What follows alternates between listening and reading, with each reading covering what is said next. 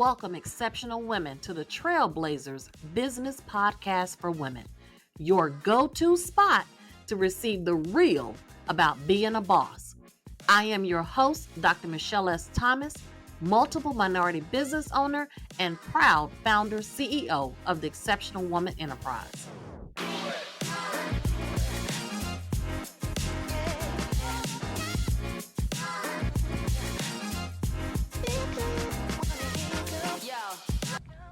Each episode will give you valuable insights on building the confidence you need to succeed. Sit back, relax, and let's learn to be loud and proud about what we bring to this world of business. 3, 2, 1, yeah! Welcome back to Trailblazers Business Podcast for Women. I am your host, Dr. Michelle S. Thomas, and today we're going to ask the question, who told you that? In today's episode, we want to talk about some of the misconceptions or the myths that tend to create barriers for our success, not because we can't execute them, but because we are trying to execute something that is not naturally developed for who we are and how we operate. On last week's session, we talked about the topic was, pardon me, I'm going through some things. And in that episode, I discussed about how we have a tendency, because we need blueprints. Everyone needs some sort of example or something to a guide to help you navigate all of the moving pieces of building your empire. We have a tendency that we look at someone else's blueprint and we try to execute it exactly the way that they did it. So we're building our empire in someone else's footprints. So, to continue in that process, I want to unpack and get you thinking about who told you that. One of the biggest barriers that I had when I first started out with this speaking thing was how I spoke. Now, for some people that may be like, what? What is she talking about? I am, if you haven't noticed, I'm a Southern lady. I grew up in the South, and throughout my career and throughout my husband's jobs, we have moved through multiple different regions. And one thing that stood out for me when I entered into a new region is someone always had something to say about how I spoke. When I moved to Texas, so now I'm in the Southwest, and they have a different dialect than what we have in the South. I stood out when I spoke because one of my first jobs was to be a corporate trainer. And so, as people were being hired into the company that I worked for, one of the biggest companies that was in the region, it was my job to train them on the processes of the company. And without fail, somebody would always interrupt my plan, you guys. Like, I had this great training program. I knew it. I executed right. But there's always going to be somebody sitting in the audience that raises their hand to ask me, where are you from? For real? Is that where we're at right now? Is this the focus that we dealing with right now? So then I'd have to go through this process back in the day because it made me feel self-conscious. I would go through this explanation of where I was from and why I spoke the way that I spoke, and et cetera, et cetera. Uh, my s- my current husband is from the north. And if you know anything about the North and the South, we have a different way of navigating things. Not to say either one is right, but there are opinions and concepts that people in the North have about people from the South, and the same in reverse. People in the South who've never been to the North has a different opinion about people in the North, and it creates this mindset or this divide between cute things because where you are regionally. And that's not a bad thing. Having the ability to live now in multiple different regions around the US, I learned the beauty of that region. The reason that I equate a lot of my success, especially in business, to um, how I operate and how I position things and how I even think about things, I equate that to the process of me living in multiple regions. So I'm kind of this hodgepodge, but it never changed the way that I spoke. There are times that when you hear me speak as a speaker, you're going to hear the southern portion of me, you're going to hear the southwest part of me, you're going to hear the northeastern part of my conversation. You may even hear some northern dialect because I have adapted to the spaces that I have been present in for years. And that's natural. You see this an example of even in the movies where people from England and Ireland can come and do a series, not just a movie, but they can do long-term series and they speak just like we would in America, and until you hear them in an interview or until you hear them in their natural environment, you never knew that they were from another country. They have speech coaches that help them to articulate and enunciate the way that is familiar to the environment that they're in. I didn't have a speech coach. It's just something natural because my kids have been born in different regions. So I just picked up their different dialect and the way to speak. I say all that to say when I began to step to the stage, it wasn't like a purpose thing. That wasn't a plan. I didn't wake up one day and decide I wanted to be a global speaker. It happened organically. I wrote a book about blending families, and my concept of the book was that because I have a lot of kids, and they're adults now, I just knew that I was going to sell 10 copies. That's just off the rip. 10 copies. My family was going to buy 8, and then my parents will buy 2, so that's my 10. And then I would get this out of my system. Because again, in all of the descriptions or the visions that I had for me growing up, being a speaker and an author was never one of them at all. So, anyway, I wrote this book out of pain. I wrote this book because um, we had recently lost one of our sons, and I just and people mean well, and everyone dropped off at the door, and everyone emailed me and texted me all of these grief books that they wanted me to read, but I wasn't in that space. Like I didn't have the capacity to do it.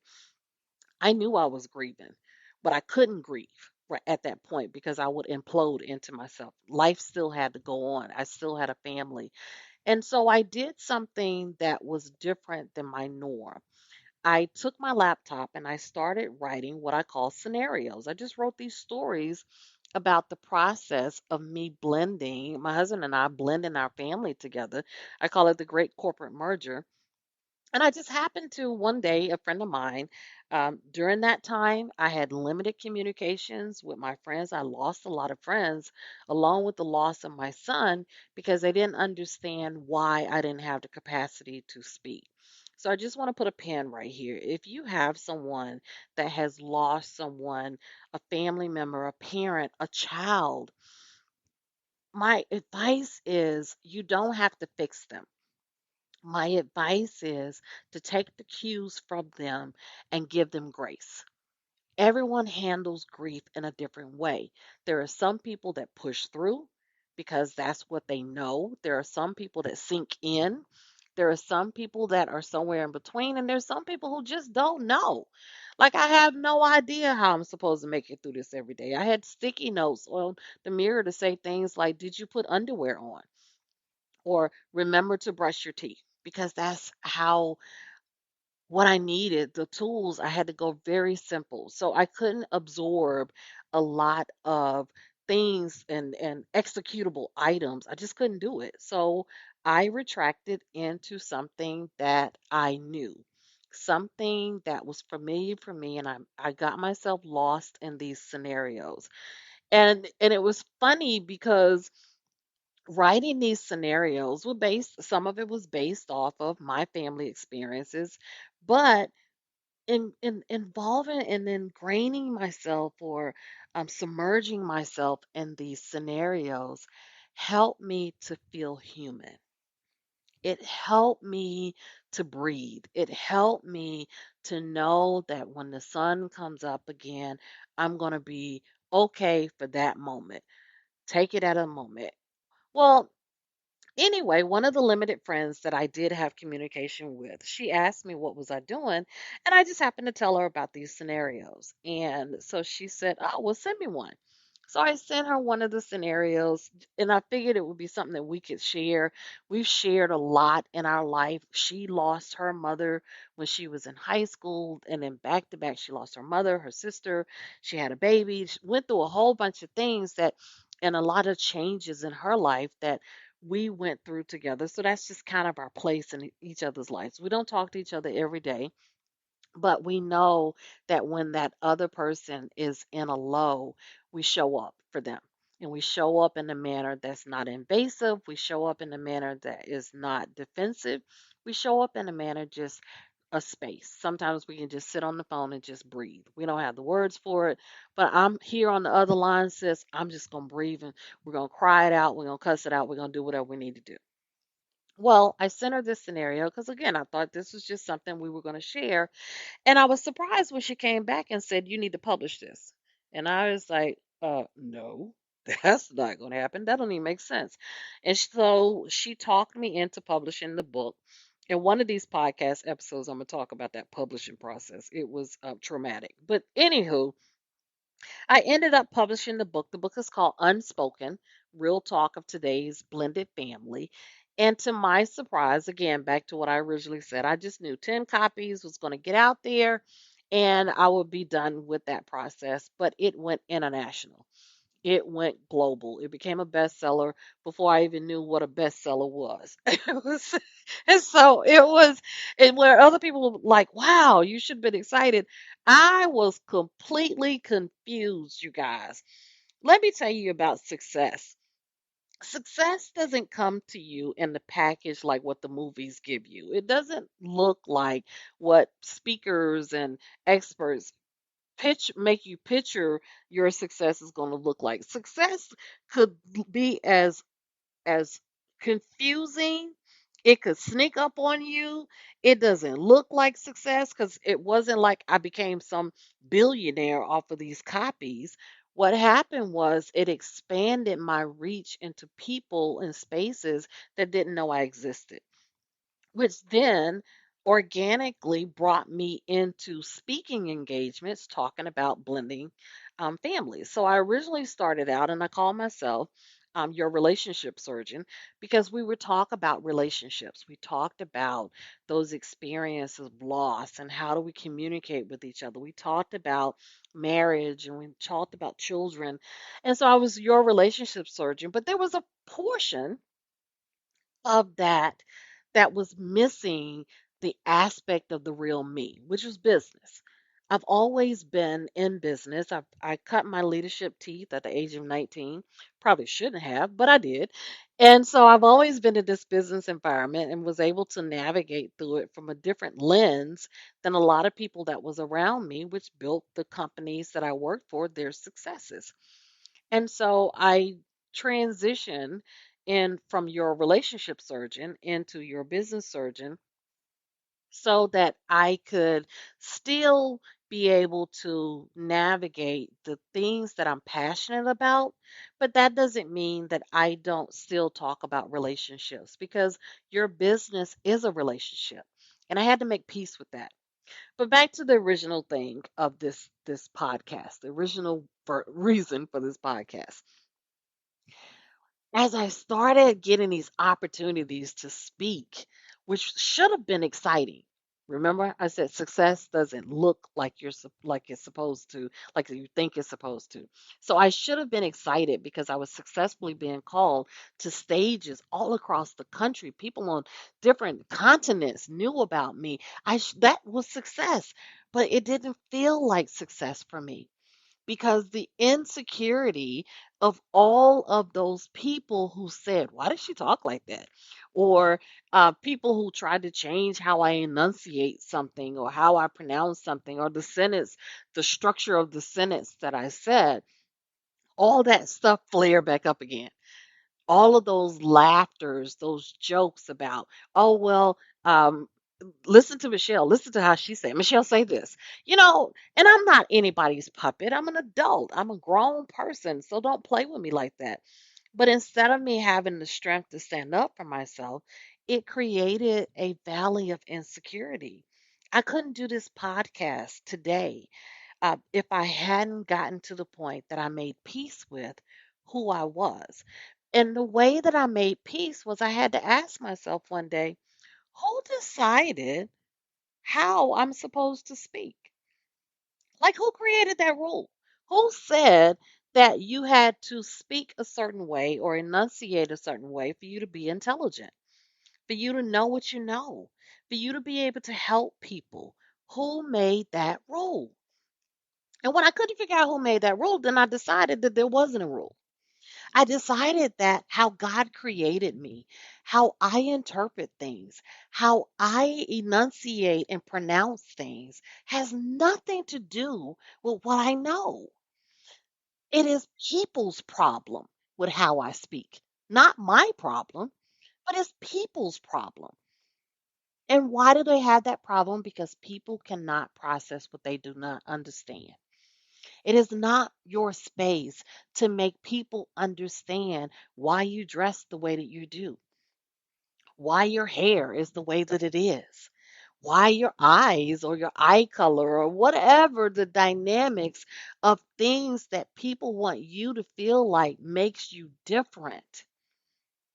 Let that go and feeling like you have to conform to other people's version of who you are.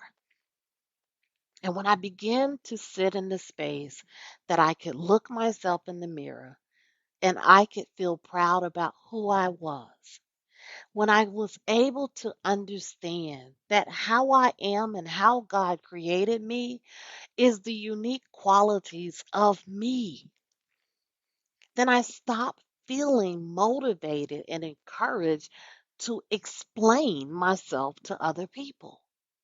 My podcast is my podcast. How I speak is how I speak.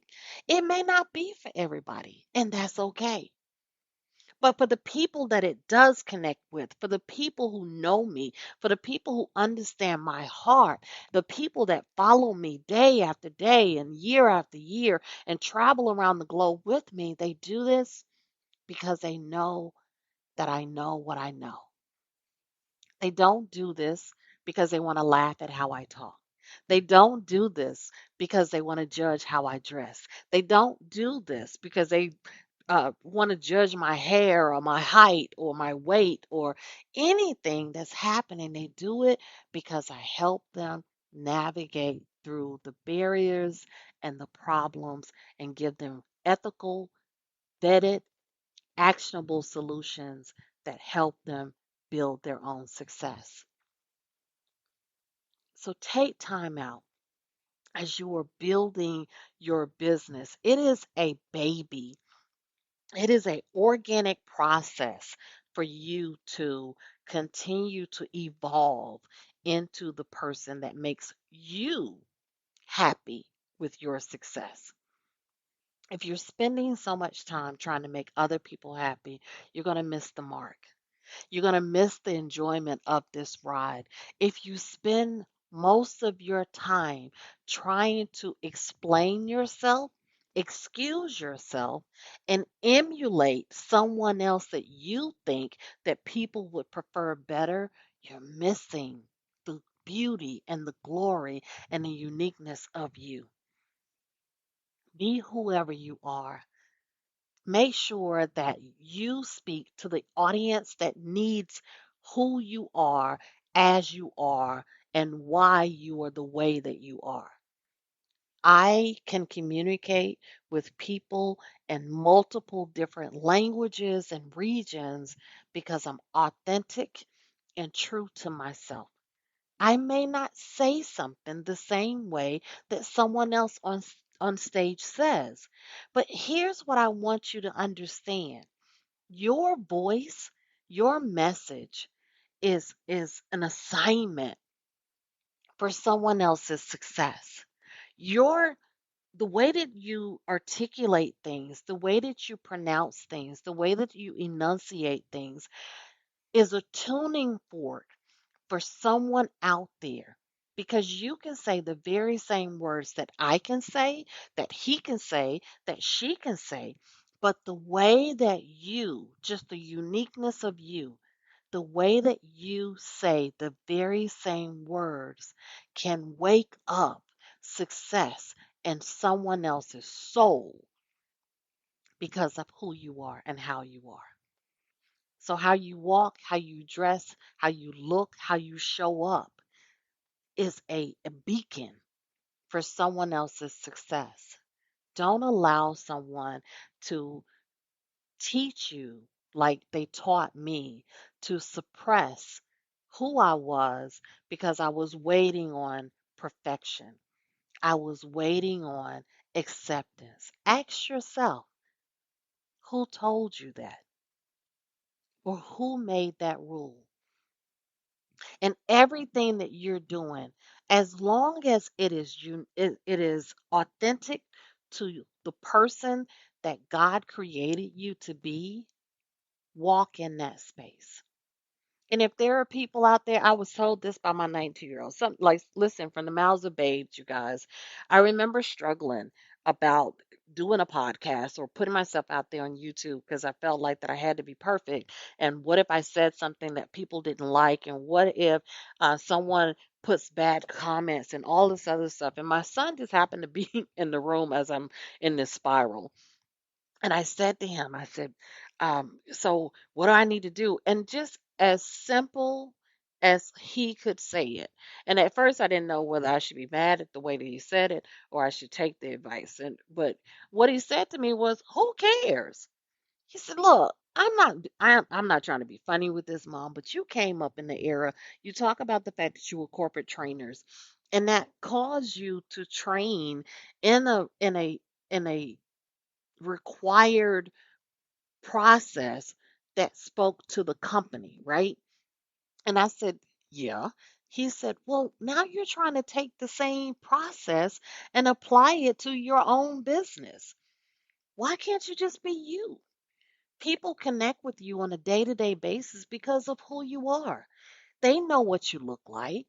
They don't connect with you because your makeup is perfect. They don't connect with you because you say everything perfectly. They don't connect with you because you dress a certain way. They connect with you because the way that you speak to them, you touch them, you move them, you give them something and you give them hope. You give them something to hold on to, but you give them action items for them to execute and be able to find their level of success. So why is that any different when you're in person in the grocery store? He was like, all of us, every last one of us talk to each other. My kids talk to each other about me, and they're like, oh my God, don't take mom to a store because she talks to everybody. She always trying to save somebody. Well, it's not on purpose. That's just who I am. I'm always trying to speak life into people. And he's like, but you could be standing out there in some sweatpants and a t-shirt and your hair in a ponytail, but you're still able to reach those people. So why can't you reach them in the same manner online? And you guys, when he said it, I was like, wow. Like that's a word right there. He was like, so who cares if there are people out there? There are people that are trolling all the time that are there just to interrupt, just there to have their 5 minutes of fame, and you're not going to be able to please everybody. But if you never do it, then you're not able to reach the people that really need to hear from you. So go and record something. Do your podcast, do your YouTube channel. And if there are people out there that doesn't like it, then guess what? There's so many options out there. They don't have to listen to it. So I'm going to give you the advice of my 90-year-old. Do what you need to do. Look at yourself in the natural when you're out there at the kids' softball game or you're out there at the grocery store. Who are you? You're not on camera. You're not trying to position yourself into this. So who is that person? And if that person's able to connect with people, if that person's able to reach someone, if that person has an attraction for other people, then why can't that very same person achieve the same success online or on camera? Who told us that we had to look a certain way and speak a certain way and dress a certain way and show up a certain way just because the camera's on? I don't know. But I'm telling you guys, I'm loving the fact that I'm getting, after, as old as I am now in a space that I am loving the flaws of me, the good of me, the bad of me, who I am, just being me. And I want to encourage you to do the same. That's my time. I appreciate any and everybody that tunes in. The one request that I have is if this touched you and you know someone else that needs to hear this, share it. Share it with someone else. Subscribe to my YouTube channel. We are building that channel up now. It's called The Color of Success. I have a new book that's out. It is called Building While Broken, Today's Woman's Guide to Building Her Empire While Overcoming a Lifetime of Setbacks. So go to my website. You can find it at buildingwhilebroken.live if you want to order a copy. We have a whole ecosystem that we've built around this Building While Broken because it's more of a community thing. Starting in December 1st, I don't know when you're going to hear this podcast, but starting in December 1st, 2024, we are launching a peer support group for Building While Broken where women leaders can join. We're going to go through the book, but we're going to go through these resource guides that accompany this book to help you in a safe space be able to talk through some of the setbacks, the barriers, the feelings, the insecurities that we all experience. But ladies, we're going to talk about it because it's a safe space. We cannot build what we need to build in a silo system. And the more that you spend in a space of feeling like that you have to hide what you're feeling, hide who you are, I got to be perfect before I show up, the longer that you are robbing someone else of the success that you are to speak into their lives, that you are supposed to deliver into their lives through your products or through your services. So get your copy today.